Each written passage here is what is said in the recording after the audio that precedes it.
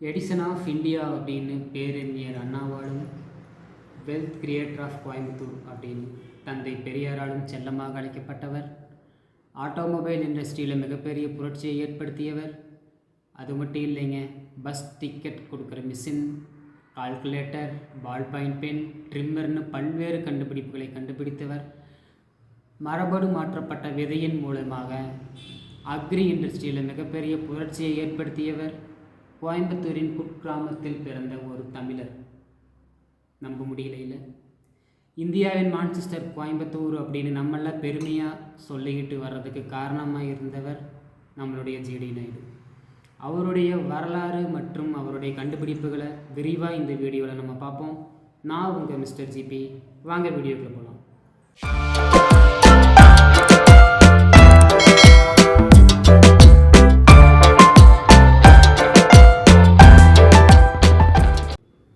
1893 வருஷம் கோயம்புத்தூருக்கு பக்கத்தில் இருக்கிற களங்கல்னு ஒரு சின்ன கிராமத்தில் கோபால்சாமி மற்றும் அல்லம்மாள் அப்படிங்கிற தம்பதிகளுக்கு பிறந்தவர் தான் நம்மளுடைய கோபால்சாமி துரைசாமி நாயுடு, ஜிடி நாயுடு. ஆரம்ப காலத்தில் ஸ்கூல் படிக்கும்போது பல குழந்தைகளுக்கு இருக்கிற மாதிரி தாங்க அவருக்கும். எஜுகேஷன் சரியாக ஏறலை, சரியாக படிப்பு வரலை. டீச்சர்ஸ் எவ்வளவோ கண்டிச்சும், அவருடைய பேரண்ட்ஸ் எவ்வளவோ கண்டிச்சும் அவருக்கு படிப்பு வரல. ஸோ அவருடைய பேரண்ட், அவருடைய அப்பா எடுத்த ஒரு முடிவு தான், நீ நம்ம தோட்டத்தில் தங்கி வேலை செய், வேலைக்காச்சும் போ அப்படின்னு சொல்லி ஒரு தோட்டத்தில் அவர் தங்க வச்சு வேலை செய்ய வைக்கிறாங்க. அங்கே தங்கி வேலை செஞ்சுக்கிட்டு இருந்த நம்மளுடைய ஜிடி நாயுடு சின்ன வயசில் வேலை செஞ்சுக்கிட்டு இருக்கும்போது அங்கே புல்லட்டில் ஒரு பிரிட்டிஷ் ஸ்டெயின்ஸ் துரை அப்படிங்கிற ஒரு டேக்ஸ் கலெக்டர் ஒரு வண்டியில் வர்றார். அவர் தோட்டத்துக்கிட்ட வரும்பொழுது வண்டி ஆஃப் ஆயிடுது. ஜிடி நாயுடு அந்த ஆஃபீஸர் கூப்பிட்டு ஒரு மண்ணெண்ணெய் கேனும் ஒரு காட்டனை கொண்டு வா அப்படின்னு சொல்லி கேட்டு அந்த வண்டியை ரெடி பண்ணி திரும்ப ஓட்டிகிட்டு போகிறார். இதை பார்த்த ஜிடி நாயுடுக்கு ஒரு வியப்பு. மாடும் இல்லை, குதிரையும் இல்லை, எப்படி இந்த வண்டி ஓடுது, புடுன்னு சவுண்டு வேறு வருதே அப்படின்னு. அப்போ அவருக்குள்ள தீயா கிளம்பின ஒரு கேள்வி. நம்மெல்லாம் ஒரு பொருள் நமக்கு வேணும் அப்படின்னா என்ன பண்ணுவோம்? கடையில் போய் அந்த பொருளை வாங்கி யூஸ் பண்ணுவோம். பட் நம்ம ஜிடி நாயுடு அப்படி இல்லைங்க. அவருக்கு ஒரு தேவை அப்படின்னா அதை அவரே சொந்தமாக உருவாக்கி பயன்படுத்துறது தான் அவருடைய பாணி. ஸோ அன்னைக்கு ஆரம்பித்தது அவருடைய ஆட்டோமொபைல் தாகம். அதே மாதிரி ஒரு நாள் அவருடைய வரப்பில் நடந்து போய்கிட்டு இருக்கும்போது ஒரு பாட்டில் ஒன்று பார்க்குறாரு. அவருக்கு அதில் இருக்கிறத படிக்க தெரியல. அங்கே வந்த அந்த ஒரு பிரிட்டிஷ் சிப்பாய்கிட்ட கேட்குறாரு, இதில் என்ன எழுதியிருக்கு அப்படின்னு.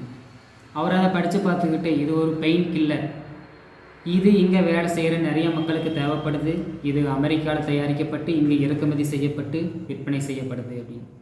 இதை கேள்விப்பட்ட ஜிடி நாயுடு அவருடைய மனசில் எப்போவுமே ஏழைகளுக்கு ஏதாவது செய்யணும் அப்படிங்கிறது இருந்துக்கிட்டே இருந்துச்சுங்க. சின்ன வயசுலேருந்தே தன்னுடைய விவசாய வேலையில், விவசாய கூலியில் கிடைச்ச வருமானத்தில் அவருடைய அந்த பிரிட்டிஷ் சிப்பாய் கிட்ட கேட்டார் இல்லையா, அந்த சிப்பாய்க்கினுடைய உதவியினுடைய அமெரிக்காவிலிருந்து அதை இறக்குமதி செஞ்சு குறைந்த விலையில் நம்மளுடைய மக்களுக்கு விற்பனை செய்கிறாருங்க. இதுதான் அவருடைய முதல் பிஸ்னஸ் அட்டம்ப்ட். ஓகே, இதில் வந்த ஒரு லாபத்தை வச்சு திருப்பூரில் சொந்தமாக ஒரு மில்லை தொடங்குறாருங்க. அது உலகப்போர் காலகட்டங்கிறனால காட்டன் அதிகமாக தேவைப்பட்டுச்சு. ஸோ இவருடைய மில் இண்டஸ்ட்ரி பயங்கரமாக ஃபயர் ஆகி கூமப்பாகி பல லட்சங்களுக்கு அதிபதியானார். அந்த ஏரியாவில் விரல் விட்டு எண்ணக்கூடிய லட்சாதிபதிகளில் இவரும் ஒருத்தரானார். இந்த பிஸ்னஸை இன்னும் க்ரோத் ஆக்கணும் அப்படிங்கிறதுக்காக மும்பையில் இதனுடைய மார்க்கெட் பெருசு அப்படின்னு தெரிஞ்சுக்கிட்ட நம்ம ஜிடி நாயுடு மும்பை போகிறாருங்க காட்டன் ஏற்றுமதிக்காக. அங்கே இருக்கிற சில அந்த வியாபாரிகள் இருப்பாங்க இல்லையா, அதாவது இடைத்தரகர்கள், அவர்களுடைய சூழ்ச்சியில் சிக்கி இவர் சம்பாதிச்ச மொத்தத்தையும் இறக்குறாரு. ஸோ ரிட்டன் திரும்பவும் கோயம்புத்தூருக்கு வர்றாரு. அங்கே வந்து ஸ்டெயின்ஸ் துரை அப்படிங்கிறவர், அதாவது அவர் மோட்டார் இண்டஸ்ட்ரியில் ஆல்ரெடி காடு ஊனிய ஒருத்தர். அதாவது லாரி, பஸ் இந்த மாதிரி விஷயங்களெல்லாம் வாடகைக்கு விடுற அந்த ஒரு தொழில் செஞ்சுக்கிட்டு வர்ற ஸ்டெயின்ஸ் துரைங்கிறவர்கிட்ட வேலைக்கு போய் சேராரு. ஸ்டெயின்ஸ்பெரிக்கு இவருக்கு ஆல்ரெடி தெரியுமே. ஸோ இவர் என்ன நினைக்கிறாரு, நீ ஆல்ரெடி மில்லெல்லாம் வச்சுருந்த, திரும்பவும் நீ என்கிட்ட வந்து வேலைக்கு சேர்றது எப்படி சரியாக வரும்? ஸோ எதற்காக நீ வேலைக்கு வர்ற அப்படின்னு கேட்கும்போது, நான் இந்த மாதிரி ஒரு பஸ் நானும் சொந்தமாக வாங்கணுங்க அப்படின்னு உண்மையை சொல்கிறார். ஸோ அதை அவருடைய ஆர்வத்தை தெரிஞ்சுக்கிட்ட அவர் என்ன பண்ணுறாரு அப்படின்னா, உனக்கு நான் ஒரு பஸ்ஸை தர்றேன், நீ வேலைக்கெல்லாம் சேர வேண்டாம், நீயே வச்சுக்க, அதற்கு உண்டான தொகையை அதில் வர்ற லாபத்தின் ஒரு பங்கை எனக்கு கொடுத்துரு அப்படின்னு சொல்கிறார். அதை ஏற்றுக்கிட்ட ஜிடி நாயுடு அவரே சொந்தமாக பஸ்ஸை ஓட்டுறாரு. அதாவது சூரியவம்சம் படத்தில் வர்ற மாதிரி அவரே சொந்தமாக பஸ்ஸை ஓட்டுறாரு, அவரே டிக்கெட் கலெக்ட் பண்ணிக்கிறார். ஸோ இவர் கொஞ்சம் கடினமாக வேலை இருக்கவும் அந்த டிக்கெட் கொடுக்குற மிஷின் இருக்கு இல்லையா, இப்போ நம்ம யூஸ் பண்ணுற டிக்கெட் கொடுக்குற மிஷின், இதை 1800களிலேயே சொந்தமாக தயாரித்து அவருடைய பேருந்துகளில் பயன்படுத்திக்கிட்டு வந்திருக்காருங்க. அவருடைய அயராத உழைப்புனால ஃபஸ்ட்டு அவர் ஓட்டுன உடுமலை டு பொள்ளாச்சி மற்றும் பழனி டு பொள்ளாச்சின்னு 2 வழித்தடங்களை இயக்கியிருக்கார். டே அண்ட் நைட் அவருடைய ஒர்க்னால் ஒரு பஸ் 100 பஸ்ஸாக மாறிச்சு. அந்த காலகட்டங்களில் பேருந்துகள் வந்து போகிறதுக்கான ஒரு டெர்மினல், அதாவது பஸ் ஸ்டாண்ட்ஸ் எதுவுமே கிடையாது. ஸோ இவர் அதை பற்றின யோசித்த இவர் தன்னுடைய சொந்த முயற்சியில் ஒரு பஸ் ஸ்டாண்டு ஒன்று கட்டுறாருங்க. பஸ் ஸ்டாண்டுனா சும்மா ஏதோ ஒரு பஸ் ஸ்டாண்ட் கிடையாது. அந்த பஸ் ஸ்டாண்டில் டிரைவர்ஸ் அண்ட் கண்டக்டர்ஸ், பேசஞ்சர்ஸ் எல்லோரும் தங்குறதுக்கான அதிநவீன ஒரு லாட்ஜ், தங்குமிடம், எத்தனை மணிக்கு பஸ்ஸு வருது போகுதுன்னு அன்னைக்கே ரயில்வே ஸ்டேஷன்லலாம் இருக்கும் பார்த்தீங்களா, அந்த மாதிரி ஒரு டிஜிட்டல் மீட்டரை அங்கே அவர் சொந்தமாக கண்டுபிடிச்சி உபயோகிச்சிருக்காரு. அது மட்டும் இல்லை, அந்த பஸ் ஸ்டாண்டில் ஹோட்டல்ஸ், டாய்லெட்ஸ் எல்லாமே நவீனமயமாக்கப்பட்டதாக அன்னைக்கே கட்டியிருக்காரு. இது எல்லாத்துக்கும் ஒரு படி மேலே போன அவர் ஓட்டுற அந்த பஸ்ஸினுடைய வைப்ரேஷன், அந்த என்ஜினில் எவ்வளோ வைப்ரேஷன் இருக்குது, நம்ம அதிக நேரம் ஓட்டிட்டோமா அப்படின்னு அந்த ஒரு கால்குலேஷனுக்காக அவரே சொந்தமாக ஒரு வைப்ரேட்டர் மிஷினை கண்டுபிடிச்சி அந்த வைப்ரேட்டரை மானிட்டர் பண்ணியிருக்காரு. ஸோ எந்த அளவுக்கு அட்வான்ஸ்டாக யோசிச்சிருக்கு அவருடைய மூலம். ஸோ இவருடைய அயராத உழைப்பினால் இந்த அளவுக்கு 100 பஸ்ஸுக்கு மேலே வந்துருச்சு இல்லையா. ஸோ இதை இன்னும் அடுத்த லெவலுக்கு கொண்டு போகணும் அப்படிங்கிறதுக்காக இவரை மாதிரியே அந்த பேருந்து இயக்கிறவங்க, அந்த முதலாளிகள் இருப்பாங்க இல்லையா, அந்த பஸ்ஸஸ் வச்சுருக்கிற முதலாளிகள், அவங்க எல்லாத்தையுமே ஒருங்கிணைச்சு யுனைடெட் மோட்டார் சர்வீஸ் அப்படிங்கிற ஒரு நிறுவனத்தை தொடங்குறாரு. அந்த நிறுவனத்தினுடைய மேனேஜிங் டைரக்டராக முதல் இருந்தவர் நம்ம ஜிடி நாயுடுங்க. ஸோ இவருடைய இந்த அயராத உழைப்பு 100 பஸ் அப்படிங்கிறது 600 பஸ்ஸாக மாறுது, அசுர வளர்ச்சி காணுது. ஸோ எல்லாரும் ஆங்கிலேயர்கிட்ட வேலைக்கு போயிட்டு இருந்த ஒரு காலகட்டத்தில் அவருடைய பஸ் நிறுவனத்தில் ஒரு ஆங்கிலேயரை பணிக்கு அமர்த்தினார். அவர் ப்ரூட்டஸ் அப்படிங்கிற ஒரு எம்ப்ளாயர். ஸோ எதற்காக அப்படின்னு கண்டிப்பாக ஒரு விமர்சனம் வரும் இல்லையா. ஆங்கில தொழில்நுட்பத்தை தன்னுடைய பேருந்துலையும் புகுத்தணும் அப்படிங்கிற ஒரு தொலைநோக்கு பார்வையோட கொண்டு வந்திருக்காருங்க அந்த பிரிட்டிஷ் எம்ப்ளாயி. ஸோ இதை பார்த்த பிரிட்டிஷ் என்ன பண்ணியிருப்பாங்க, நம்ம நாடு யூகிக்க முடியுது இல்லையா, தொழில் போட்டி, வர்த்தக போட்டி, டாக்ஸைசேஷன், கண்டிப்பாக அதே தான் ஜிடி நாயுடுக்கும் நடந்துச்சு. அதிகப்படியான டேக்ஸ் விதிக்க ஆரம்பித்தாங்க. ஸோ அவரால் அதை தாங்க முடியலை. ஸோ என்ன பண்ணார், அந்த பேருந்து நிலையத்தையும் உட்பட அனைத்தையும் அவருடைய கட்டுப்பாட்டில் இருந்த அனைத்தையும் அந்த கவர்மெண்ட்டுக்கே கொடுத்துடலான்னு முடிவு பண்ணுறாரு. ஒரே ஒரு கண்டிஷன் இருக்குது. என்ன கண்டிஷன், மாணவர்களுக்காக ஒரு தொழில்நுட்ப காலேஜ் கோயம்புத்தூரில் கொண்டு வரணும் அப்படிங்கிற ஒரே ஒரு அந்த கோயம்புத்தூர் மாகாண கவர்மெண்ட்டுக்கு அவர் விதித்த ஒரே ஒரு கண்டிஷன், அந்த பஸ் டெர்மினல்ஸில் இருந்து வர்ற ஒரு பகுதி லாபத்தை அங்கே பயில்கிற மாணவர்களுடைய படிப்புக்காக பயன்படுத்தணும் அப்படிங்கிற ஒரே ஒரு கண்டிஷன் தாங்க. ஸோ அந்த கண்டிஷனை ஏற்றுக்கிட்ட கோயம்புத்தூர் மாகாண கவர்மெண்ட் 1938 வருஷம் ஒரு தொழில்நுட்ப கல்லூரியை கோயம்புத்தூரில் தொடங்குதுங்க. இன்றைக்கி நம்ம சொல்லிக்கிட்டு இருக்கிற கோயம்புத்தூர் காலேஜ் ஆஃப் டெக்னாலஜி அன்னைக்கு அப்படி உருவானது தான் அதனுடைய வரலாறு. ஸோ திரும்பவும் பிஸ்னஸ் என்ன பண்ணலாம் அப்படின்னு பெல்ஜியத்துக்கு போகிறாரு வேலைக்காக. அங்கே அவருக்கு கிடைச்ச வேலை பேக்கரி வேலை, பேக்கரியில் பன் கட் பண்ணுற வேலை. ஸோ அதை கட் பண்ணிக்கிட்டே இருந்த நம்ம ஜிடி நாயுடுக்கு அவருடைய மூளையில் ஒன்று தோணுதுங்க, இதை கட் பண்ணுற மாதிரியே நம்மளுடைய முடியையும் கட் பண்ண முடியுமா, இதுக்கு ஒரு கருவியை தயாரித்தா என்ன அப்படின்னு அவர் யோசித்து கண்டுபிடிச்ச விஷயந்தாங்க ட்ரிம்மர் அப்படிங்கிற ஒரு மிஷின். ஸோ இப்படி அவர் கண்டுபிடிச்ச அந்த ட்ரிம்மருக்கான காப்புரிமையை ஜெர்மன் கேட்குறாங்க பல லட்சங்கள் கொடுத்து. ஆனால் அவர் அதை ஏற்றுக்கலைங்க. ஸோ அவரே சொந்தமாக தயாரித்து அமெரிக்கா அண்ட் யூரோப்புக்கு ஏற்றுமதி செஞ்சு திரும்பவும் பிஸ்னஸ் க்ரோத் ஆகுது. ஸோ அவருடைய திங்கிங் அண்ட் நாலேஜ் எல்லாமே எப்படின்னா, அவருடைய எந்த கண்டுபிடிப்புக்கும் அவர் காப்புரிமை வாங்கவே இல்லை. எல்லாமே என்னுடைய இந்திய மக்களுக்காக, என்னுடைய இந்திய மாணவர்களுக்காக, அவங்கெல்லாம் இதெல்லாம் படித்து தெரிஞ்சுக்கட்டும் அப்படிங்கிற ஒரே ஒரு நோக்கத்தை மட்டுமே கொண்டிருந்தார் நம்ம ஜிடி நாயுடு. ஸோ அதில் கிடைச்ச பணத்தின் மூலயமா திரும்ப இந்தியாவுக்கு வர்றாரு. கோயம்புத்தூரில் ஒரு மோட்டார் கம்பெனி தொடங்கலாம் அப்படின்னு வர்றாருங்க. ஸோ அது வேர்ல்டு வார் டைம் அப்படிங்கிறனால எலக்ட்ரிக் மோட்டாரினுடைய தேவை அதிக அளவில் இருந்துச்சு. ஸோ இங்கே வந்து அவர் கோயம்புத்தூரில் திரும்பவும் எலக்ட்ரிக் மோட்டார் தயாரிக்கிற ஒரு கம்பெனி ஆரம்பிக்கிறாருங்க. அதனுடைய க்ரோத் நல்லா இருக்கும். பாலசுந்தரம் அப்படிங்கிறவருடைய உதவியினுடைய எலக்ட்ரிக் மோட்டார் கம்பெனியை தொடங்குறாரு. அதனுடைய க்ரோத் நல்லா இருக்கும். திரும்பவும் இந்த ஆங்கிலேய கவர்மெண்ட் என்ன நினைக்குதுன்னா, ஸோ எல்லாமே இவங்களே உற்பத்தி பண்ணிக்கிட்டாங்கன்னா நம்ம அங்கேருந்து இறக்குமதி செய்ய முடியாது, அதை எப்படி இவங்ககிட்ட விற்கிறது? ஸோ இதை என்ன பண்ணலாம்னு யோசிக்கும்போது எகைன் டாக்ஸைசேஷன், டேக்ஸ், அதிகப்படியான டேக்ஸை விதிக்கிறாங்க.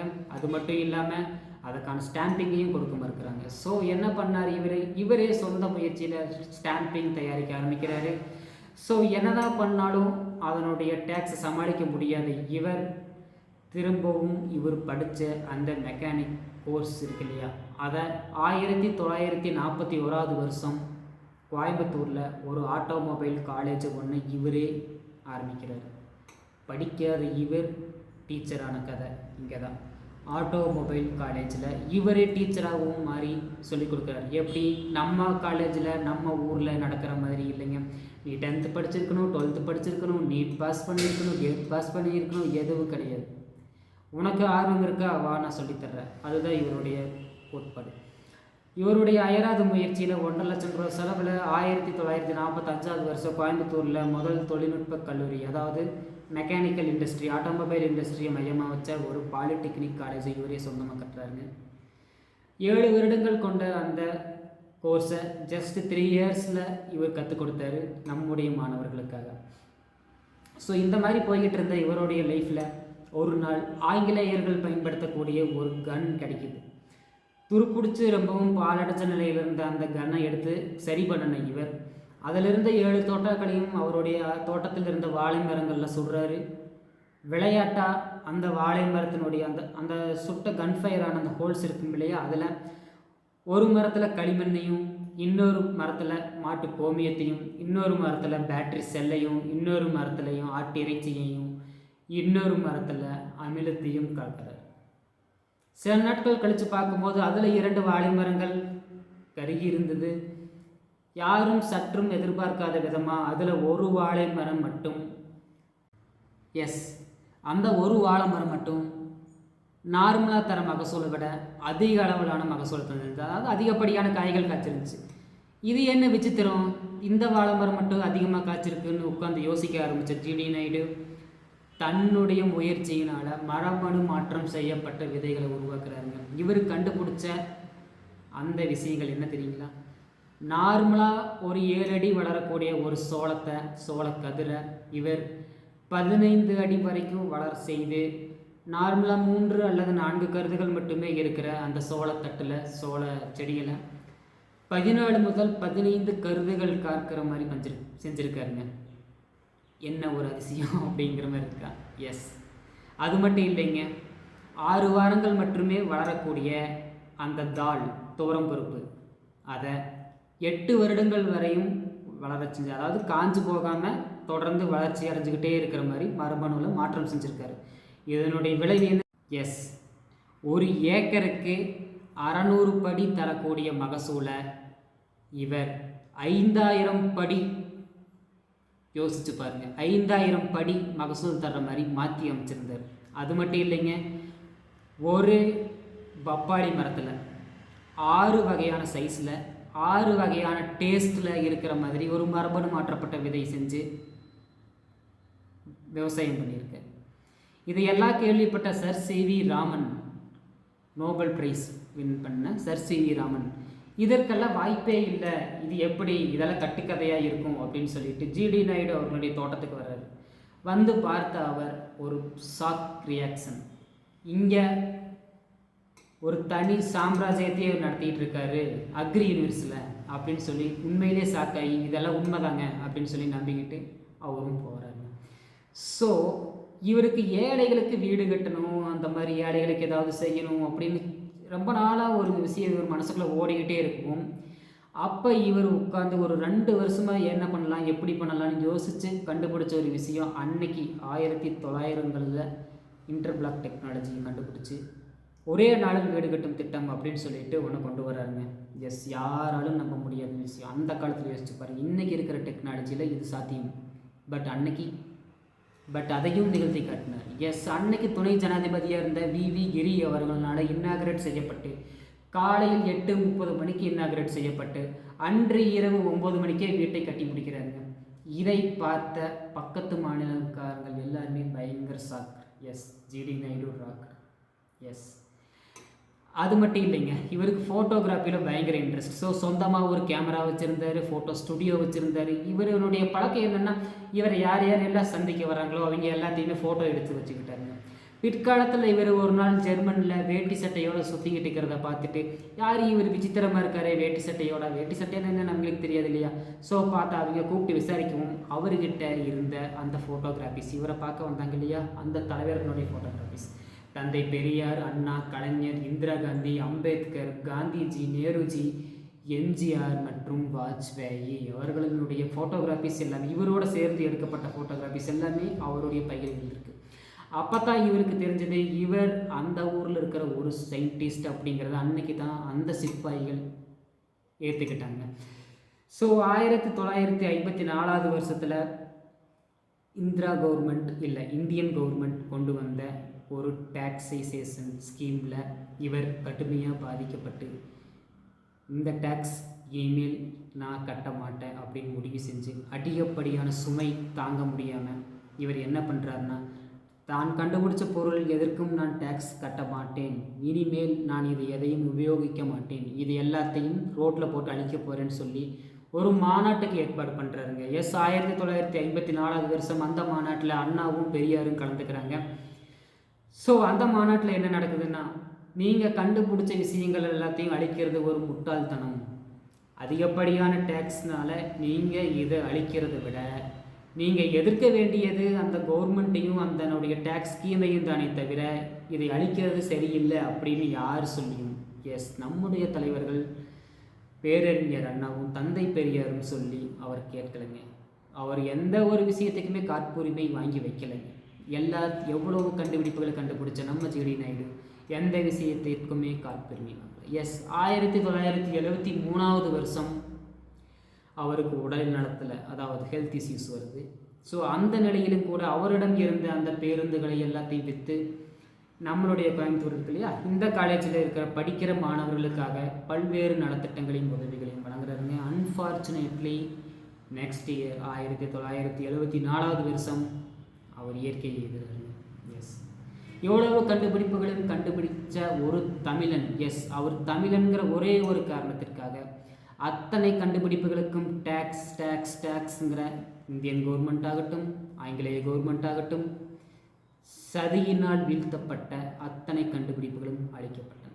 இன்று வரை அதற்கான காப்புரிமைகள் பல்வேறு நபர்களிடம் இருக்கலாம். ஆனால் 1800 காலகட்டத்திலேயே இது போன்ற அரிய கண்டுபிடிப்புகளை கண்டுபிடித்தவர் ஒரு தமிழர். Yes, G D Naidu. இது போன்ற மேலும் இன்ட்ரெஸ்டிங்கான தகவல்களுக்கு நம்மளுடைய சேனலில் stay tuned. I am mister GB.